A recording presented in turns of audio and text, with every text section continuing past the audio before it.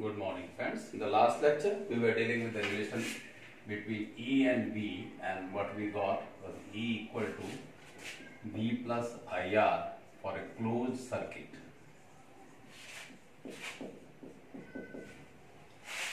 E equal to V for open circuit and E equal to IR for short circuit,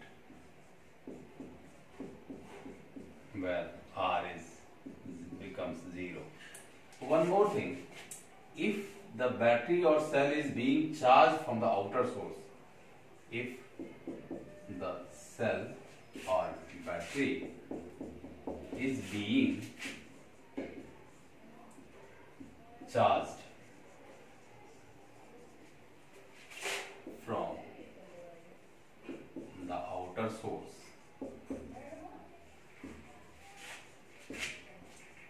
then in that case E becomes V minus IR. Do keep it this factor in your mind, right? Or you could say V equal to E plus IR, just an opposite case.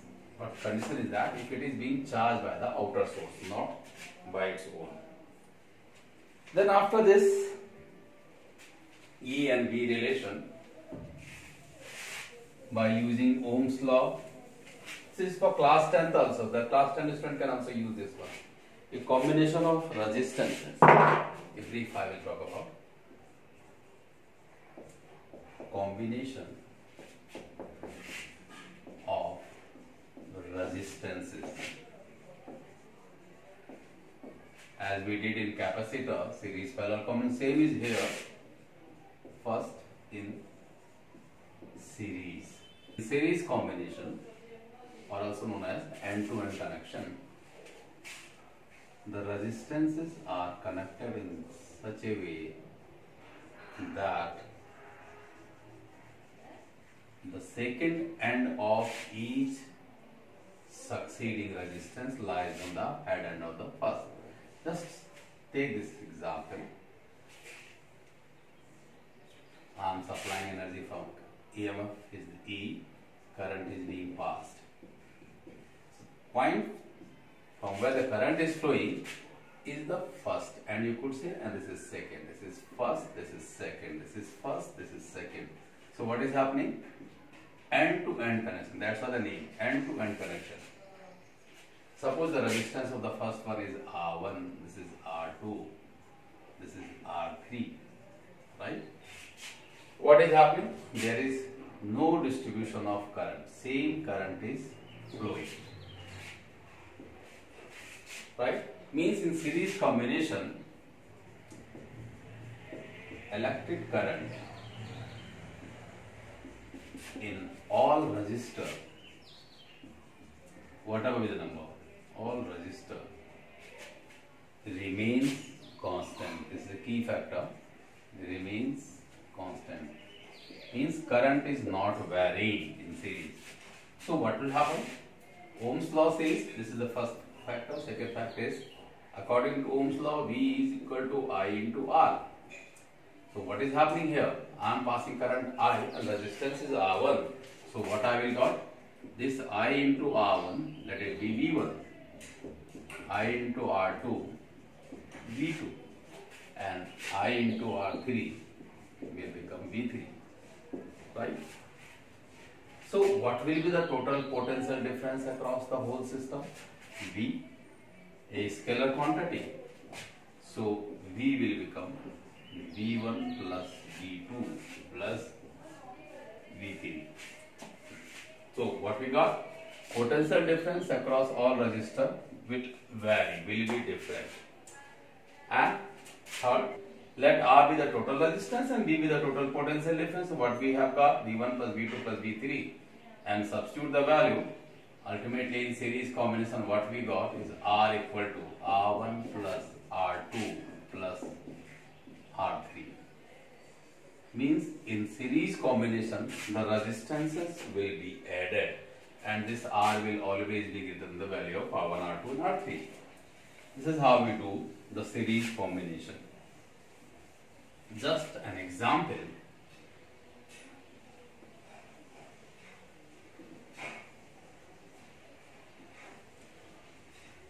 This is 2 ohm, 3 ohm, 5 ohm. If I am being asked what will be the total resistance, blindly I can say R total will be 2 plus 3 plus 5 will give you 10 ohm. But I just change the configuration in this way. I am applying this 2 ohm here, 3 ohm here and 5 ohm here and supplying the current from this point. Now in this condition, this is 2 ohm, 3 ohm, 5. What will be the total resistance? We are not supposed to go through the geometrical figure. We have to check the current. If the current remains same, whatever be the geometrical figure, the system will be in series. Even this for this case, or I could say if I make it a circle like this, and I apply resistance in here, here, here of the same value, 2 ohm, 3 ohm, 5 ohm. The total resistance in all three cases will be 10 ohm only. So what all we have to do in series combination, we have to check the current. If current remains same, current is not being distributed, then the system will be in series. This is about series. Then we have parallel combination. Here in parallel combination, three resistances are applied in parallel. What is happening when current is passed from point A, it is being trifurcated, being distributed in three different parts, I1, I2, I3. The first factor in parallel is that current will be distributed. Remember, if current is being varied or is being distributed, means system is in parallel, and each part will have its own current. Because of that, what will happen? It will give you I1 into R1 equal to, just a minute before going to that, second factor. Now, what is happening? All three resistors are being connected between these 2 points A and B. Current is flowing through A, means A is at higher potential and B is at lower potential. So, the potential difference between these two will be VA minus VB, and this will be the potential difference for all three resistors, R1, R2, R3. Simple key factor is that in parallel combination, PD remains constant. PD across all resistor remains constant. It is a very key factor. Now, third factor, let R be the total resistance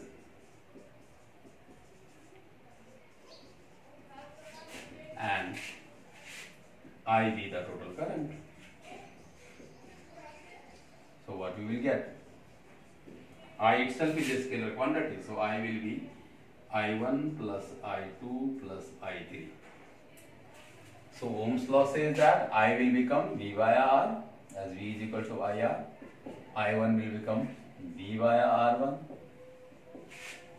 like this, plus V via R2 plus V via R3. If you have any doubt, you can stress this one itself. This will give you I1 equal to V via R1, I2 is equal to V via R2, and I3, especially for 10th student, if you have any doubt, this is from this value. So what we got? V taken as common. So we left with 1 upon R1 plus 1 upon R2 plus 1 upon R3. V can be cancelled and we left with 1 via R equal to 1 via R1 plus 1 via R2 plus 1 via R3. Means in parallel combination, we have to reciprocate the value and then add like this, and resistance will decrease. Remember, in parallel combination, total resistance decreases. So if we have to decrease the resistance, we will apply in parallel. If you want to increase, we will apply in series. This is all about class 10 series and parallel combination. For 12th level, we have combination of electric cells. Just like combination of resistances, cells can be applied in series and in parallel.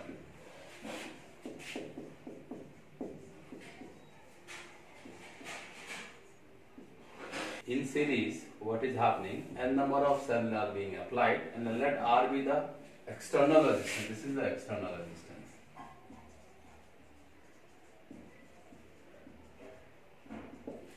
So, by the definition of EMF, if I say E total,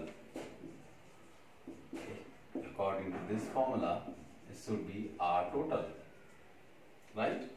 Means I into external resistance R plus total resistance, internal resistance this. So first of all, what will be E total? Will be E plus up to the nth term E. So what we will get? E total will be NE. Similarly, internal resistance all are in series, so internal resistance will be also like that. R plus R up to the nth term. So it will be NR. So what we got according to our formula, E total equal to I into R plus R total. E total we got NE, I is I, R we have got R, RT is NR. So how much current will flow in series combination? I in series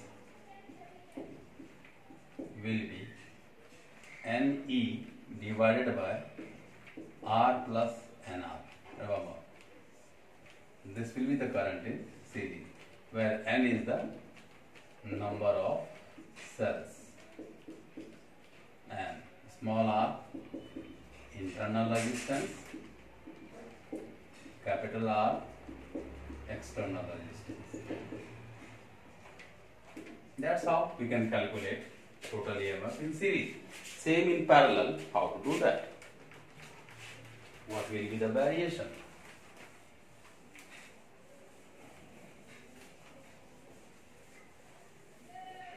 So in parallel we are applying N cells in parallel combination. Suppose this is the first one having resistance is small r.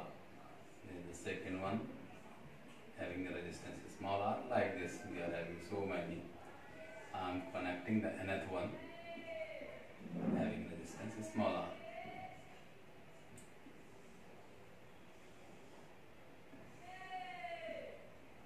So many numbers you could say. This is the nth one. EMF is E small r, E small r, E, and connected then to external resistance R. So what will happen? In parallel combination, all the cells are being connected between these 2 points only. So what will be the E total here? As they are in parallel, so it will remain E for all, right? What about R total? Now, the internal resistances are in parallel, so we will apply the parallel formula. 1 by RT will be 1 by R plus 1 by R and so on up to N. So 1 by RT will becomes N by R, or from that we can get RT is equal to R by N. This will be the total internal resistance. Now apply the formula. E total equal to I into R plus R total, small r total. So what we got? E total is E itself, I, R, and R total is R by N. Right? If I solve it, what I will get? I in parallel comes out to be E by R plus R by N. If I take N as LCM, so it comes out to be NE by NR plus R. Remember? So what we got in series is NE by R plus NR, and now in parallel, I in parallel is NE by N is with capital R and small r independent, like this. This will be I in parallel. Most of the time they do ask this relation. So what will be I series by I parallel? Very easily one can calculate it. I series via I parallel. What we got? NE via R plus NR. And reverse it. It will be NR plus capital small r divided by NE. So NE can be cancelled. We left with NR plus R via R plus NR. This will give you the ratio of I series via I parallel, where N is the, I'm again repeating, number of cells being applied, capital R, external resistance, small r, internal resistance. This will help you a lot while dealing with the numerical. So this is the combination of cell, and we can use the complex one also, series and parallel all together. Very easily one can apply this, right? Now Kirchhoff's law for electric circuit, you could say, right? As we are doing series combination for resistance, parallel combination, series combination for battery and parallel for battery. So it becomes a very complex system. So in order to reduce this complexness of an electric circuit, Kirchhoff proposed two laws known as Kirchhoff's law of electric circuits. First law, Kirchhoff's first law, also known as junction. Remember friend, these two laws are the backbone of this particular chapter. So we have to be very clear, crystal clear about these two laws. Junction law, right? And second one is Kirchhoff's second law, known as mass rule. People write on loop rule.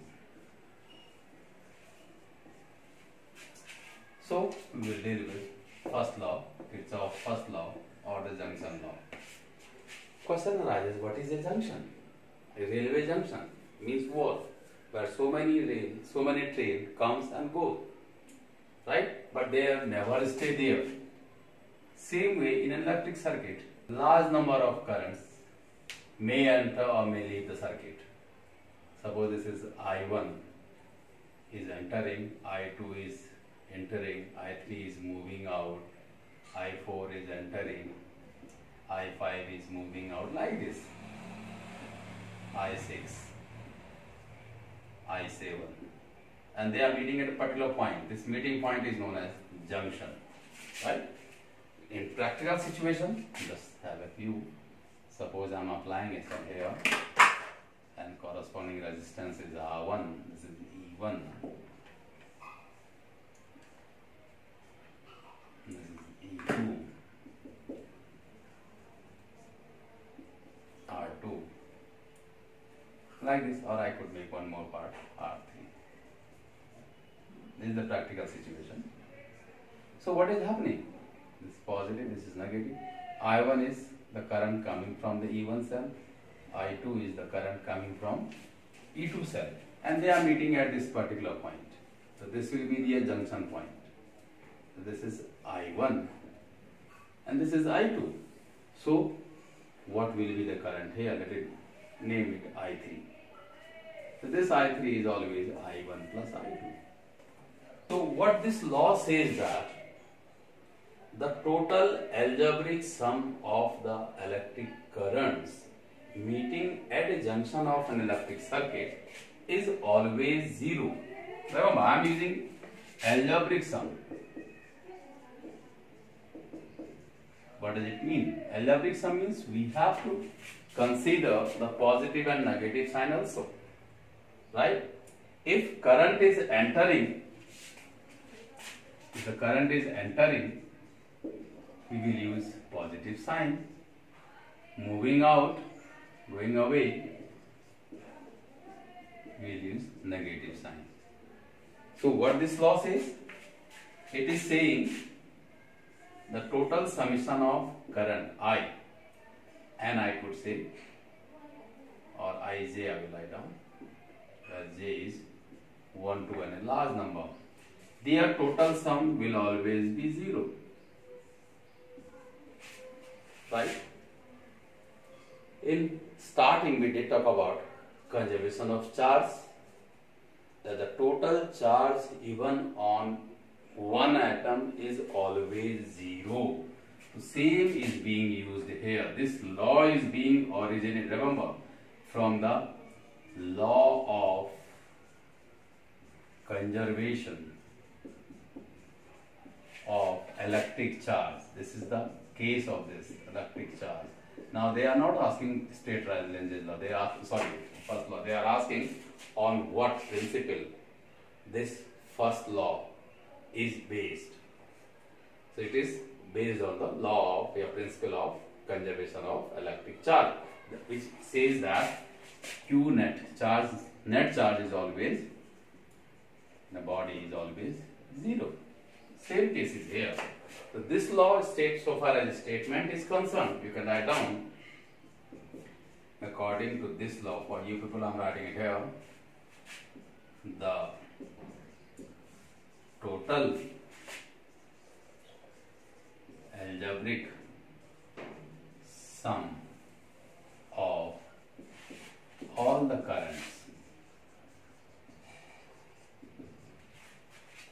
meeting at a junction,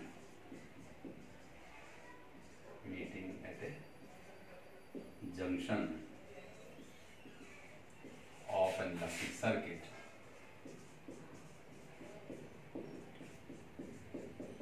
is always 0. Remember, is always 0. This is key factor. Now, algebraic sum. I have mentioned here, for entering current we will use positive sign, and for outgoing one we will use negative sign. So what is happening? I1 is entering, so it is plus I1. I2 again entering, plus I2. I3 is moving out, so it will be minus I3. I4 entering, I5 moving out, I6 moving out, I7 moving in. Will always be 0. That's what we have written there. That summation j is equal to 1 to, here we have got 7 I j will be 0. Total algebraic sum of all the electric currents meeting at a junction, meeting at a point of an electric circuit is always 0. Practically here I am having I1 current, I2 current just moving in, means these two are positive. I have to make the total current 0 here. So how it is going to be 0? Where the same amount of current will leave it, I3. Right? So what will happen? I1 plus I2 minus I3 will automatically 0. And current at J, I at J will be 0. Simple rule.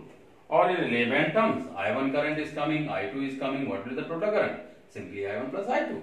These two are entering, this I3 is moving out, so their sum is 0. So this is the first law, Kirchhoff's first law, very simple one, based on the principle of conservation of electric charge, a law of conservation of electric charge, that the net charge is always 0. So net current at a point will always 0. Right? Now, the second one, the key rule, Kirchhoff's second law, or we simply name it mass rule. What is mass? Question arises.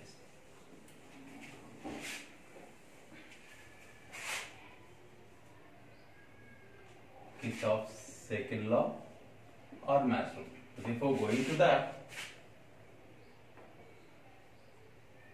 let's define mass. What is mass?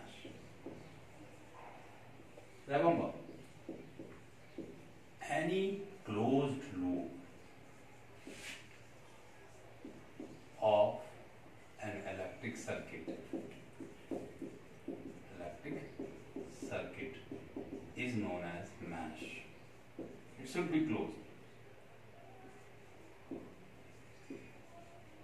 I'll just name them. Let it be A, B, C, D, E, F, like this, right?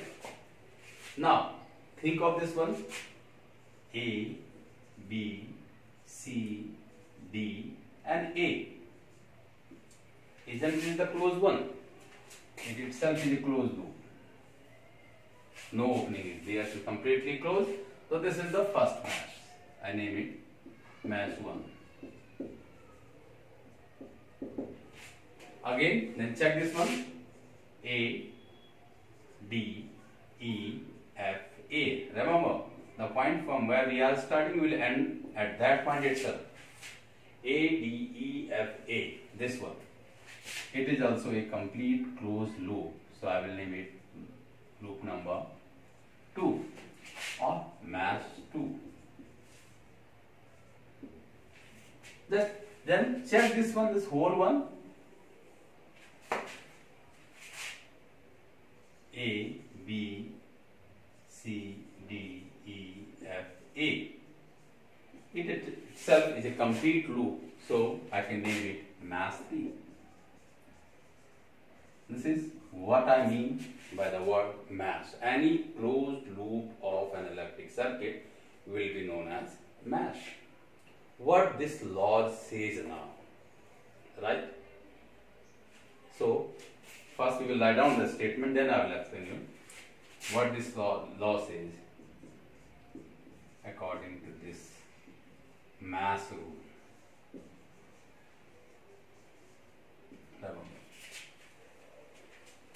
The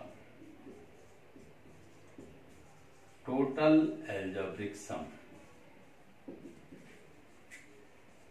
of the product of electric current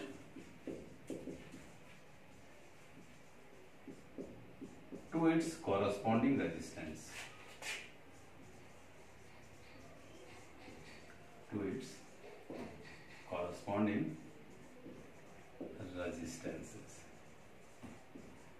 right, is always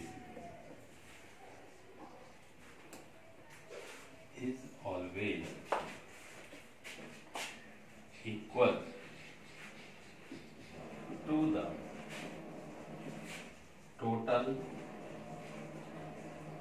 algebraic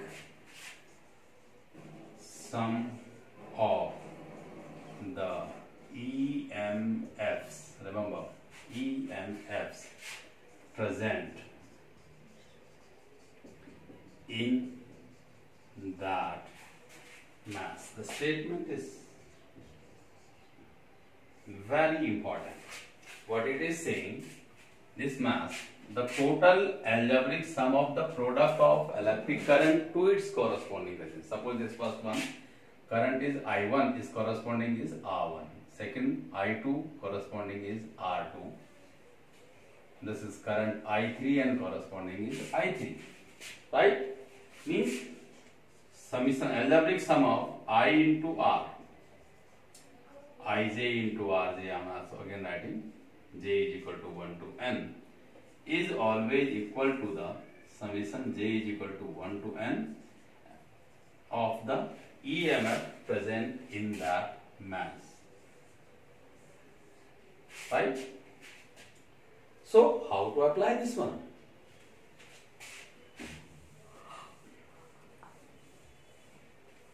Check this one, mass 1.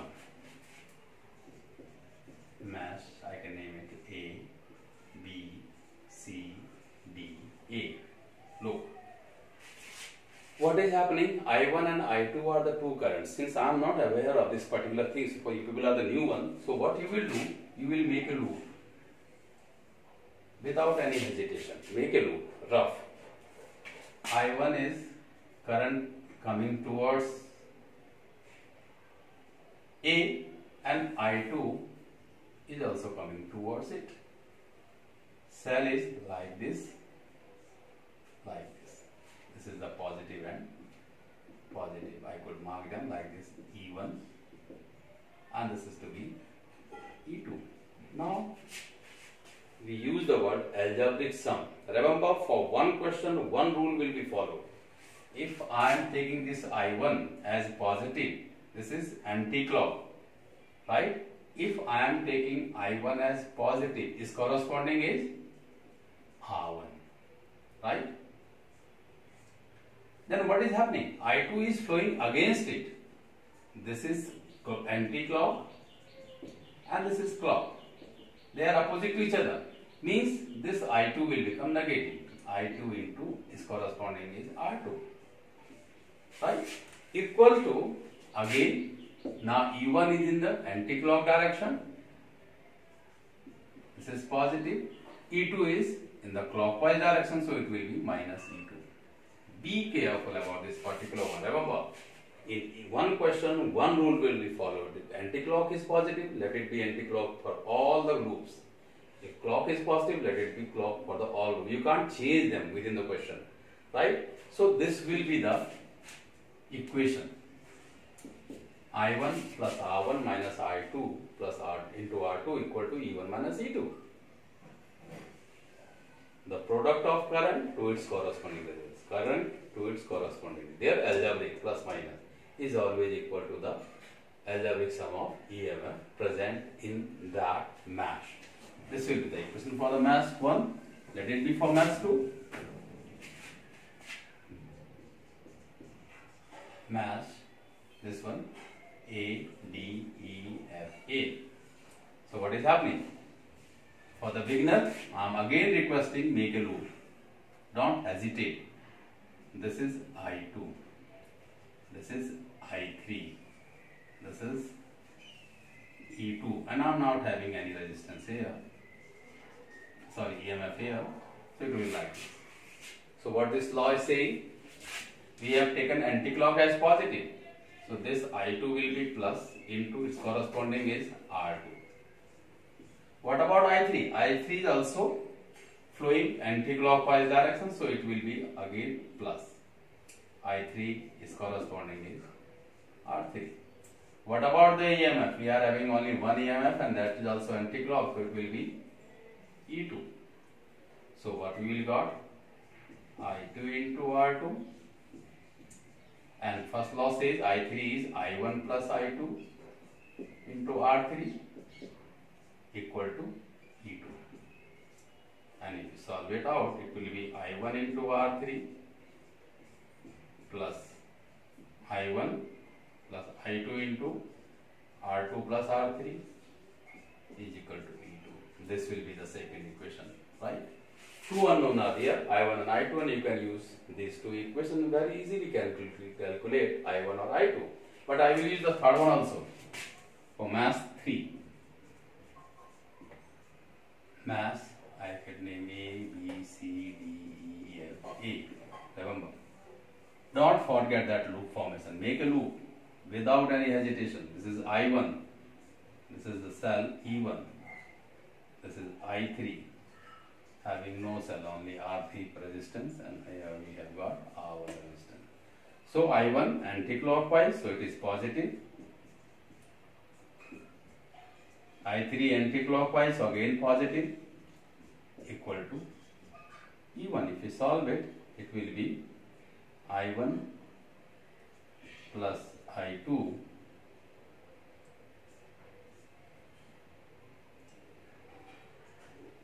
or remember, let's open it out. Why should I write like this? I1 into R1 plus I1 plus I2 into R3 is equal to E1. So what I got?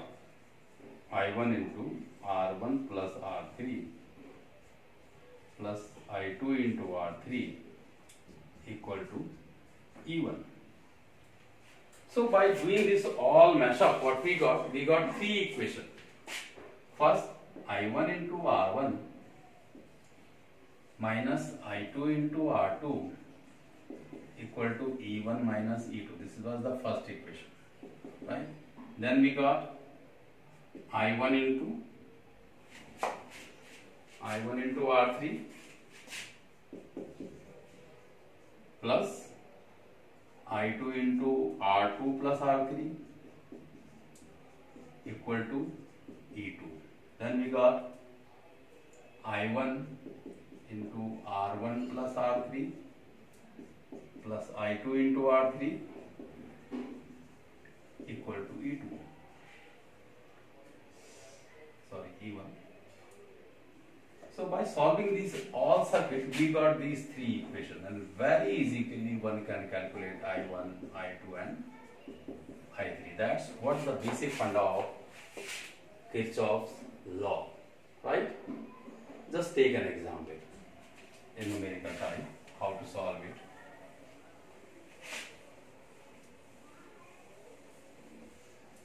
Do it very easily and slowly, don't mash up. Everything is very simple.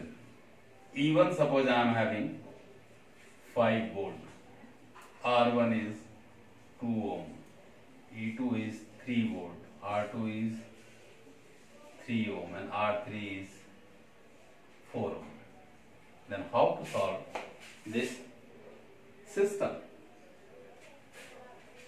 Right? Mash A, B, C, D, A. Remember, make a loop without any hesitation. This is I1 and this is I2. This is 5 volt. This is 3 volt. So what will happen? I1 is corresponding is R1. R1 is 2. Anti-clockwise, so positive. I2 is against that. I2 is corresponding is 3. Equal to E1 minus E2. 5 minus 3. So what I got? 2I1 minus 3I2 is equal to 2. This will be the first equation. Very easy. Mass 2.